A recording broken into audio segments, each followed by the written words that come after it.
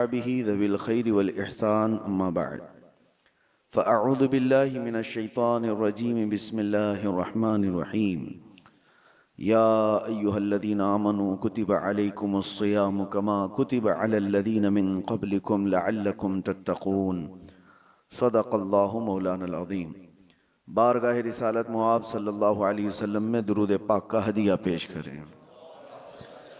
اللهم صل على سيدنا ومولانا محمد معدن الجود والكرم وآله وأصحابه الكرام وابنه الكريم وبارك وسلم صلاة دائمة سرمدا أبدا۔ اللہ تبارک و تعالی اس ماہ سیام کو، رمضان المبارکہ کو ہم سب کے لیے خیر و برکت اور سعادتوں والا مہینہ بنائے۔ اس کے استقبال کے لیے ہم اس کے آنے سے 2 ماہ بیشتر ہی دعا کیا کرتے رہتے ہیں کہ اللہ رجب و شعبان میں ہمیں برکت عطا فرما اور رمضان تک ہماری زندگی عطا فرما۔ تو رب تبارک و تعالیٰ نے رمضان ہماری زندگی میں عطا فرمایا، اس کا بے پایاں کرم و احسان ہے۔ رمضان کو ایسے گزارو کہ تمہیں یہ احساس رہے کہ شاید میری زندگی کا یہ آخری رمضان ہے۔ پتہ نہیں کہ اس رمضان کے گزر جانے کے بعد اگلا سال جو رمضان آنے والا ہے وہ میری زندگی میں آئے گا بھی یا اس سے قبل میں دنیا سے چلا جاؤں گا۔ ہم میں سے کوئی نہیں جانتا، لیکن جو رمضان مل چکا ہے اس رمضان المبارک تاکہ تم پرہیزگار بن جاؤ، تاکہ تمہارے اندر تقوی آ جائے۔ رمضان میں سب سے زیادہ جس چیز کا سامنا آپ کو کرنا ہے وہ کون سی چیز ہے؟ بھوک کا سامنا کرنا ہے۔ تقریباً 12 سے 14 گھنٹے کا روزہ ہوتا ہے، جس میں آپ سحری سے لے کر افطار تک پانی کا ایک قطرہ بھی اپنے حلق کے اندر نہیں ڈالتے۔ دنیا میں اور بھی کچھ مذاہب ہیں جن کے ہاں روزے کا تصور پایا جاتا ہے، فاسٹنگ، اپواس، لیکن اس کی شکل الگ الگ ہے۔ کسی کے یہاں ہے فروٹ کی اجازت ہے، پکی ہوئی چیزیں نہیں کھا سکتے۔ کسی کے یہاں ہے کہ پانی پی سکتے ہیں، باقی کچھ نہیں۔ تو روزے کی شکل جو ہے انہوں نے اپنی الگ الگ بنائی ہے۔ کچھ لوگوں کا ایسا ہے کہ زمین سے نکلی ہوئی چیز نہیں کھائیں گے، یا پھر اس کو ہانڈی پر پکایا گیا ہو تو وہ نہیں کھائیں گے، باقی کچھ اور چیزیں درخت سے ملی ہوئی یہ سب کھا کر کے رہ سکتے ہیں۔ میرے عزیزو، اس طرح کا اگر روزہ رکھنا ہے تو سال بھر بھی ہم رکھ لیں گے انشاءاللہ العزیز۔ لیکن اسلامی جو روزے کا کانسیپٹ ہے، تصور ہے، وہ سحری سے لے کر افطار تک 2 بڑی چیزوں سے بچنے کا نام ہے۔ انسان کے لیے 2 بڑی چیزوں سے رکنا ہے۔ ایک کھانے پینے سے، ایسا نہیں کہ حرام چیزوں سے بچنا ہے، بلکہ حلال کھانے کی چیزوں سے بھی بچنا ہے۔ چاول، روٹی، گوشت، سبزی یہ سب حلال ہی ہے آپ کے لیے، لیکن حلال سے بھی بچنا ہے، حرام کی تو بہت دور کی بات ہے۔ دوسری جو سب سے بڑی چیز جس سے بچنا ہے وہ انسان کو اپنی شہوت پر کنٹرول کرنا ہے، اپنی بیوی سے، صحبت سے بھی اسے بچنا ہے۔ یہاں پر بھی وہی معاملہ ہے۔ حرام تعلق تو بہت دور کی بات ہے، بیوی سے صحبت کرنا، بیوی سے جمع کرنا، اس سے تعلق قائم کرنا، یہ تو حلال ہے، لیکن روزے کی حالت میں اس حلال چیز سے بھی بچنا ہے۔ حرام کا پھر کہاں نمبر ہے؟ یہ آپ کو اس لیے میں بتا رہا ہوں کہ کھانا پینا بھی حلال تھا، جمع کرنا بھی حلال تھا مرد کے لیے، عام دنوں میں، عام راتوں میں، لیکن روزے کی حالت میں ان حلال چیزوں سے جب بچنے کا حکم ہے تو پھر حرام چیزوں سے اسے کتنی دور رہنا چاہیے۔ 2 بڑی چیزوں سے بچایا جاتا ہے، اور یہ 2 چیزیں انسان کی روز کی ضروریات میں آ جاتی ہیں۔ چلیں، کھانا پینا تو یہ روز کی ضرورت ہے، لیکن اس کے جسمانی سکون جس میں رکھا گیا ہے، عورت سے تعلق، گاہے بگاہے اس کی بھی اسے ضرورت ہے۔ تو کھانے پینے سے اور جماع سے جو روکا گیا وہ ایک لیمیٹڈ ٹائم ہے، ایسا نہیں کہ پورے رمضان میں ہی منع کر دیا گیا، بلکہ اللہ تعالیٰ نے رات کو عورتیں تمہارے لیے حلال رکھا جیسے دوسرے دنوں میں حلال ہے۔ افطاری کے بعد سے لے کر سحری تک جو تمہارا ٹائم ہے کھا پی سکتے ہو، اسی طرح جمع بھی کر سکتے ہو۔ رمضان المبارکہ کے دنوں کو کیوں ان تمام چیزوں سے دور رکھا گیا؟ یہ بڑی بات ہے میرے عزیزوں۔ بھوک انسان کے لیے ایک ایسا چیلنج ہے۔ اللہ کے رسول صلی اللہ تعالی علیہ وسلم نے فرمایا بسا اوقات بھوک آدمی کو کافر بنا دیتی ہے۔ فقر و فاقے اور اس طرح کی غربت سے اللہ کے رسول صلی اللہ علیہ وسلم پناہ مانگتے اور فرماتے کہ حد سے زیادہ غربت آدمی کو کبھی کبھار کفر کی طرف لے جاتی ہے، بندہ ناشکرا ہو جاتا ہے، بھیک مانگنے کی عادتیں آ جاتی ہیں، یا چوری ڈکیتی کی کوششیں کرنے لگ جاتا ہے۔ آج دنیا میں بہت سارے ایسے کرائم ہیں، ان کرائم کے پیچھے اگر آپ وجہ ڈھونڈیں گے کہ اس کا ریزن کیا ہے، تو ان کا پیٹ ہے جو ان کو کرائم کرا رہا ہے، ان کی بھوک ہے جو ان کو یہ تمام چیزوں پر لے آتی ہے۔ کچھ عورتیں اپنے جسموں کے کاروبار میں مصروف ہیں، انہوں نے اپنا جسم دے دیا، وہ مردوں کے نظر کر دیں اور اپنا جسم ایک رات کے لیے بیچتی ہیں، تو ان کا اس کے پیچھے ریزن کیا تھا؟ تو اکثر میں تو یہ سمجھ میں آتا ہے کہ ان کی بھوک، ان کے پیٹ کی ضرورت شہوت سے کرنے والے کم ہوں گے، لیکن اکثریت جنہوں نے اس راستے کو اختیار کیا، گھر کی غربت، چند پیسے آ جائیں، گھر سنور جائے، ان تمام خواہشات نے ان کو اس راستے پر لگا دیا۔ بہت سارے چور ہیں، بہت سارے ڈکیت ہیں، انہوں نے چوری کا راستہ اختیار کیوں کیا؟ یہ غربت ان کو وہاں پر لے آئی۔ اور ایک بار آدمی کرنے کے بعد پھر مالدار ہو بھی جائے تو پھر وہ اپنی پرانی خصلت چھوڑتا نہیں۔ مثال کے طور پر کچھ گنڈے، کچھ ڈاکو جو ڈکیت ہیں اور ڈاکہ زنی کرتے ہیں، ایسا نہیں کہ وہ غریب ہی رہتے ہیں، بہت مالدار ہو گئے، وہ ڈان کہلانے لگ گئے، کروڑوں کی ان کے پاس جائیدادیں آ گئیں، لیکن وہ کام چھوڑتے نہیں۔ وجہ یہ ہے کہ بھوک نے ان کو شروعات کرا دی تھی، اب وہ بھوک ان کی موت تک مٹتی نہیں۔ بھوک کی وجہ سے وہ آیا تھا، پیٹ کی بھوک، اس کو مٹانے کے لیے چھوٹی موٹی چوریاں کیا، لیکن جس راستے کو اس نے اختیار کیا کہ بھوک کو ختم کروں، وہ راستہ ایسا ہے کہ موت تک اس کی بھوک کا وہ علاج نہیں دے سکتا۔ چاہے اس کے پاس اربوں کی جائیداد آ جائے، بھوک مٹتی نہیں۔ یہی طوائف کے ساتھ بھی ہے، وہ چند دن کر کے ایسا نہیں ہوتا کہ وہ چھوڑ دے، اس کا بڑھاپا آ جائے، جسم لٹک جائے، مگر وہ اس کاروبار میں جمی رہی۔ وجہ یہ ہے کہ اس راستے پر اس کو لایا کون تھا؟ اس کی بھوک، اس کی لالچ۔ شروع میں یہ سوچ کر کے آئی کہ چند دن مالداروں کو راضی کر دیں تو میرا گھر سنور جائے گا، مجھے بھی کچھ پیسے مل جائیں گے، تو اس راستے کو اختیار کیا، تو پھر یہ راستہ اسے موت تک چھوڑتا نہیں، اس کی بھوک مٹتی نہیں۔ کل دیکھا جائے گا، اگلی بار دیکھا جائے گا، یہ کرتے کرتے اس کی موت آ جاتی ہے۔ اس لیے میرے عزیزو، جنہوں نے بھوک پر کنٹرول نہیں رکھا، ان کو بہت خطرناک راستوں پر جاتے ہوئے لوگوں نے دیکھا ہے۔ اور رمضان المبارکہ اسی ریہرسل کے لیے تمہیں لایا جاتا ہے۔ زندگی میں کبھی بھوکا رہنے کی نوبت آ گئی تو تم ایک مہینہ ایسی پریکٹس کر لو، اتنا اللہ تعالیٰ کی طرف سے دیا ہوا بھوک کو برداشت کرنے کی طاقت پیدا کرو۔ دیکھو آج رمضان میں آپ بھی بھوکے ہیں، صبح سے لے کر شام تک، ایک دن نہیں، 2 دن نہیں، 3 دن نہیں، 25 دن تک، 30 دن تک بھی بھوکے رہتے ہیں دن میں۔ لیکن کیا بتاؤ مجھے، رمضان کی یہ بھوک تمہیں عیاشیوں کی طرف لے جاتی ہے؟ کیا یہ بھوک سے بے قابو ہو کر تم بھی غلط راستے کو اختیار کر لیتے ہو؟ حتیٰ کہ اس رمضان میں ہم پہلے جو چھوٹے موٹے گناہ کرتے تھے اس سے بھی دور ہو جاتے ہیں، بچ جاتے ہیں۔ وجہ یہ ہے کہ یہ بھوک اللہ کی طرف سے دی گئی ہے، اور تمہیں صحیح کرنے کے لیے یہی قرآن کی آیت کہتی ہے لعلکم تتقون، اس لیے تم کو روزہ رکھوایا جا رہا ہے تاکہ تم پرہیزگار بن جاؤ، تاکہ تم متقی بن جاؤ۔ اور آج دنیا کے پاس یہ علاج نہیں ہے۔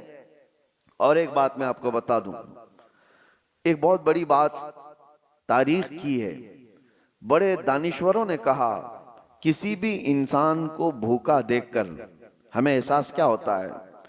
اس کی بھوک کو مٹا دیا جائے، اس کی بھوک کو ختم کیا جائے، ثواب بھی ہے۔ اب مثال کے طور پر کسی کے یہاں کھانا پینا ہی نہیں ہے، آپ کے اندر احساس جاگتا ہے اس کی مدد کرنی چاہیے۔ ٹھیک ہے، آپ نے مدد کیا، کچھ مالداروں نے مدد کیا، لیکن یہ بھوکوں کو کھلا کر کے کب تک آپ اس کا علاج کریں گے؟ ان کی بھوک ختم کب ہوگی؟ دنیا سے بھوک اور بھیک دونوں بند ہی نہیں ہوتی۔ ہم ان کے علاج کے لیے پیسہ بھی دے رہے ہیں، ان کی مدد بھی کر رہے ہیں، ان کو سٹیبل کرنے کی کوشش کر رہے ہیں، لیکن وہ بھوک ختم کیوں نہیں ہوتی؟ اور کب تک ہم یہ کرتے جائیں گے؟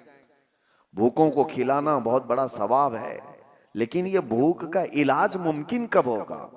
میرے عزیزو، آپ دیتے رہیں گے، اس کو دوبارہ بھوک لگتی رہے گی۔ دوپہر کا کھانا آپ نے کھلا دیا، انسان کی طبیعت ایسی ہے کہ دوپہر میں آپ اس کو مچھلی، گوشت، ہر چیز بنی ہوئی سب کچھ دے دیں، پیٹ فل ہو جائے، بھر جائے، یہ زیادہ دیر تک نہیں، رات کو واپس اسے بھوک لگے گی، اس کی باڈی پھر طلب کرتی ہے۔ چلو آج دن بھر کا آپ نے کھلا دیا، کل کا کیا ہوگا؟ کل پھر اسے بھوک لگے گی۔ تو انسان کو روز بھوک لگتی ہے، ہر وقت پہ بھوک لگ رہی ہے، تو اس بھوک کو ہر وقت پہ آپ مکمل کرتے جاؤ، کب تک کرو گے؟ یہی رمضان کا فلسفہ میں آپ کو بتانا چاہتا ہوں۔ صرف بھوکوں کو کھلا کر کے ان کے پیٹ کا علاج کر دینا، چلیں یہ ہم کو حکم دیا گیا، ہم کر رہے ہیں، لیکن اللہ نے قرآن جو اتارا ہے وہ صرف مسلمانوں کے لیے نہیں، پوری کائنات کے لیے۔ سارے انسان اگر اس آیت پر عمل کریں، اللہ نے فرمایا ہم نے تم پر رمضان کے روزے فرض کیے اس لیے کہ تم پرہیزگار بن جاؤ۔ ان بھوکوں کو اگر یہ پتا چل جائے کہ ہمیں بھوک کا علاج بھیک مانگ کر کے نہیں، خود کے کنٹرولنگ سے کرنا ہوگا، تو پھر دیکھیں ان کا ہاتھ دنیا کی طرف نہیں آئے گا۔ بھوک برداشت کرنے کی طاقت آ گئی تو ہم نے تاریخ میں دیکھا ہے 60 سال 70 سال تک ہمارے ایسے بزرگوں کو جنہوں نے ستو کے ذریعے سے، ستو گیہوں کا ایک آٹا، اور اس کو پانی میں بھگو کر تھوڑا گڑ ڈال کر اس پر گزارا کرتے ہوئے 70 سال گزار دیے، کبھی کوئی غذا نہیں کھائی۔ کیوں؟ بھوک پر کنٹرول تھا، بھیک مانگ کر کے نہیں۔ یہ اسلامی علاج تھا۔ سارے انسان بھوکوں کو نہیں کھلا سکتے تو کیا کریں؟ ابھی مثال کے طور پر میں آپ کو ابھارتا جاؤں کہ غریبوں کا خیال کرو، مسکینوں کا خیال کرو، کرنا بھی چاہیے، بھوکوں کا خیال کرو۔ آپ کو دوسروں کی بھوک کا احساس ہو، آپ اٹھیں گے، لیکن کیا دنیا میں موجود سارے بھوکوں کا علاج آپ کر لیں گے؟ اور کب تک کریں گے؟ نہیں کر پائیں گے۔ اس وجہ سے حکم یہ ہے ان بھوکوں کے لیے بھی کہ تم بھوک کی وجہ سے غلط راستہ اختیار نہ کر لو، بھیک مانگنے نہ لگ جاؤ۔ تم بھوک کو کنٹرول کرنے کی عادت اس روزے کے ذریعے سے شروع کرو۔ روزہ تمہیں سکھا دے گا۔ حضرت سیدنا یحییٰ رحمت اللہ تعالی ایک بڑے بزرگ ہیں، وہ فرماتے ہیں نفس کو جتنی بھی دنیا کی چیزیں دی جائیں یہ قابو میں نہیں آ سکتا، قابو میں نہیں آ سکتا۔ بڑی سی بڑی چیزیں دے کر کے اس کو شانت کرنے کی کوشش کرو، نہیں آئے گا قابو میں۔ کہا کیسے آئے گا؟ کہا صرف اور صرف بھوک کے ذریعے سے تمہارے قابو میں آئے گا۔ بھوکا رکھو نفس کو۔ ایک جوان آئے حضور کی بارگاہ میں، کہا یا رسول اللہ صلی اللہ علیہ وسلم شادی کی عمر ہو گئی لیکن کرنے کی طاقت نہیں، استطاعت نہیں، ذرائع نہیں، اسباب نہیں ہیں، کیا کروں؟ اللہ کے نبی صلی اللہ علیہ وسلم نے فرمایا جب تک شادی نہ ہو جائے روزہ رکھو۔ اپنی شہوت کو کنٹرول میں رکھنے کے لیے حضور نے کیا فرمایا؟ روزہ رکھو۔ تم روزے کے ذریعے سے اپنے نفس کو قابو میں رکھ سکتے ہو۔ نوجوانوں کو آج بھڑکتا ہوا جو نفس ہے گناہوں کی طرف ابھارتا ہے، جتنا یہ کھاتے جائیں گے اتنی شہوت بڑھتی چلی جاتی ہے۔ اسی لیے کہا گیا روزہ ایک ڈھال ہے، اور روزہ ایک ایسی دوا ہے جو انسان کے نفس کو جو بھڑکتا ہوا بے قابو ہوتا ہے اس کو قابو میں لے آتا ہے۔ اسی لیے میں آپ کو بتاؤں اللہ کے نبی صلی اللہ تعالی علیہ وسلم نے دو چیزوں کا حکم دیا۔ ایک تو مسکینوں اور غریبوں کو کھلانے پلانے کا حکم تو ہے ہی اسلام میں، خیرات کرو ان کو دو، لیکن دوسرا حکم صحابہ کو بھوکا رکھ کر کے ان کو کنٹرول کرنا سکھایا ہے۔ ایک صحابی حضرت ابو ہریرہ رضی اللہ تعالیٰ عنہ فرماتے ہیں کہ ایک دن مجھے شدت کی بھوک لگی، میں گھر سے نکلا کہ رسول پاک صلی اللہ تعالیٰ علیہ وسلم کے بارگاہ میں جا کر کے عرض کروں کہ آقا کھانے کے لیے بھوک بہت زیادہ لگی ہے۔ تو میں جیسے ہی باہر آیا تو حضور اپنے حجرے سے نکل رہے تھے۔ توجہ سے سنیں، حضرت ابو ہریرہ عرض کرتے ہیں پیٹ دکھا کر کے، یا رسول اللہ صلی اللہ علیہ وسلم، الجوع، بھوک بھوک۔ نبی پاک صلی اللہ تعالیٰ علیہ وسلم نے مسکرایا اور اپنا جبہ اٹھا کر دکھایا، دو بڑے پتھر حضور کے پیٹ پہ بندھے ہوئے تھے۔ حضرت ابو ہریرہ کہتے ہیں کہ اللہ کے نبی صلی اللہ تعالیٰ علیہ وسلم مجھ سے زیادہ بھوک کو برداشت کر رہے ہیں۔ پتھر باندھنا ایک علامت تھی کہ بھوک کو کنٹرول کرنے کے لیے پیٹ پر پتھر باندھے جاتے تھے۔ پھر بھی نبی پاک صلی اللہ تعالیٰ علیہ وسلم نے فرمایا ابو ہریرہ چلو ساتھ چلتے ہیں۔ باہر نکلے تو جیسے ہی باہر نکلے حضرت ابو بکر صدیق باہر گھر سے آ رہے تھے۔ حضور صلی اللہ تعالیٰ علیہ وسلم نے ان کو دیکھا، پوچھا ابو بکر اس وقت دوپہر کے وقت کس چیز نے تمہیں باہر نکالا؟ حضرت ابو بکر صدیق کہتے ہیں بھوک نے مجھے گھر سے باہر نکالا، میں کچھ کھانے کی تلاش میں باہر نکلا۔ حضور صلی اللہ تعالیٰ علیہ وسلم انہیں بھی ساتھ لے لیے۔ تھوڑی دور گئے تھے کہ حضرت عمر بھی نظر آئے۔ حضور نے ان سے پوچھا عمر اس وقت کہاں جا رہے ہو؟ کہا یا رسول اللہ بھوک نے مجھے گھر سے باہر نکالا۔ سب کا ایک ہی مسئلہ ہے۔ حضرت عمر بھی آئے۔ اب سنیے، تینوں کو رسول پاک صلی اللہ تعالیٰ علیہ وسلم لے کر ایک صحابی کے گھر گئے۔ وہ صحابی حضور پاک صلی اللہ تعالیٰ علیہ وسلم کی آمد سے اتنے زیادہ خوش تھے، گھر میں جو تھا سب پیش کر دیا۔ یہاں تک تو بات ہے آگے کا واقعہ، لیکن ان تینوں صحابہ سے پوچھو، میں علاج بھی آپ کو بتا رہا ہوں، کہ آپ دوپہر میں بھوکے تھے، مدینے میں کہاں جا کر کے کیا لانا چاہتے تھے؟ ابو ہریرہ آپ کیا لانا چاہتے؟ پیسے آپ کے پاس بھی نہیں خریدنے کی۔ ابو بکر صدیق و عمر فاروق رضی اللہ تعالیٰ عنہ آپ کیا کھانے کے لیے نکلے تھے گھر سے باہر؟ تینوں کا ایک ہی جواب ہے، ہم کچھ خریدنے کے لیے کچھ کھانے کے لیے نہیں نکلے، جب بھوک ہمیں شدت سے پریشان کرتی تو ہم چہرے رسول کو دیکھنے جاتے تھے۔ میرے آقا صلی اللہ تعالیٰ علیہ وسلم کے چہرے جمال جہاں آرا کو دیکھتے صحابہ کا عقیدہ تھا کہ جیسی بھی بھوک ہو ختم ہو جاتی ہے۔ یہ ہے بھوک کا علاج، یہ عاشقوں کی بات ہے۔ کاش ہماری آنکھوں میں وہ جمال مصطفیٰ بس جائے۔ جب دنیا ہمیں اس طرح بھوک سے پریشان کرے تو وہ تصویر یار سامنے آ جائے، اور پھر حضور پاک صلی اللہ تعالیٰ علیہ وسلم کے اس جمال میں مہ ہو کر کے ہم ساری بھوک بھول جائیں۔ اور ہوا ہے تاریخ میں ایسے۔ عزیزان گرامی، یہ باتیں میں آپ کے سامنے اس لیے کہہ رہا ہوں، وہ صدیق اکبر، وہ فاروق اعظم جن کے ناموں میں اتنی تاثیر ہے آج کہ آج بھی بڑی بڑی حکومتیں کانپتی ہیں ان کے دور حکومت کو سن کر کے۔ قیصر و کسریٰ لرزہ برندام تھے عمر ابن خطاب کے نام سے، لیکن ان کا حال یہ ہے کہ وہ کہتے ہیں بھوک نے مجھے گھر سے باہر نکالا۔ اللہ کے رسول صلی اللہ تعالیٰ علیہ وسلم کے سب سے قریبی صحابہ ہیں، وہ بھوکے رہ کر کے ریہرسل کر رہے تھے کہ بھوک پر کنٹرول حاصل کرو۔ آج ہمارے پاس سب کچھ ہے، اور کچھ مالدار لوگوں کو جیسی مال کی چربی آتی ہے ان کو لگتا ہے روزہ رکھنا تو غریبوں کا کام ہے، ہم کو اللہ نے کس چیز کی کمی دی۔ کچھ مالدار یہ سوچتے ہیں کہ مال جس کے پاس کم ہے وہ روزے رکھے، ہمارے پاس تھوڑی نا کچھ کمی ہے، دولت کی ٹھاٹ بھاٹ سب کچھ ہے۔ اگر تم دولت کو کمپیئر کرنا چاہو تو عثمان غنی کے قدم تک بھی نہیں پہنچ سکتے، لیکن انہوں نے بھی بھوکا۔ یہ رمضان کی بات نہیں کر رہا ہوں جو صحابہ کی، عام دنوں کی بات کر رہا ہوں، عام دنوں کی بات۔ حضرت عثمان غنی رضی اللہ تعالیٰ عنہ کا حال تو یہ تھا، میاں ان کے مال سے تمہارا کیا کمپیریزن۔ ایک جنگ میں، جنگ تبوک کے موقع پر انہوں نے جو